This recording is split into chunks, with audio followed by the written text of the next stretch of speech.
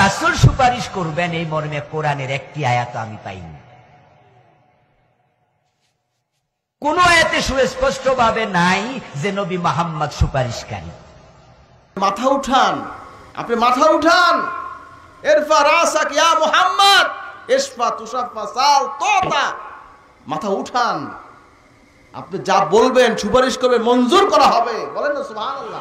যেই নবী আপনার জন্য কাঁদতে কাঁদতে ইন্তেকাল হয়ে গেল, যেই নবী আজ রওজা শরীফে আল্লাহকে দোয়া করছে রব্বি হাবলি ইয়া উম্মতি, যেই নবী কিয়ামতের ময়দানে মাকামে মাহমুদে সিজদারত অবস্থায় থাকবেন আর বলবেন রব্বি হাবলি ইয়া উম্মতি। বলেন না সুবহানাল্লাহ। নবীজিকে বলা হবে হাজরিন আপনি মাথা উঠান, আপনি মাথা উঠান। ইরফা রাসাক ইয়া মুহাম্মদ ইশফা তুশাফা সাল তোতা। মাথা উঠান, আপনি যা বলবেন সুপারিশ করবে মঞ্জুর করা হবে। বলেন না সুবহানাল্লাহ।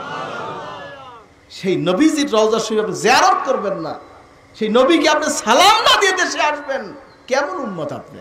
যে মক্কায় হজ করতে আসলো মদিনায় গেল না, মদিনা শরীফে গেল না, নবীকে সালাম দিল না, সেজন্য অসৎ আচরণ করল। ফাকাত জাফানি। হাজরিন নবীকে সালাম দিবেন, রওজা শরীফে জিয়ারত করবেন,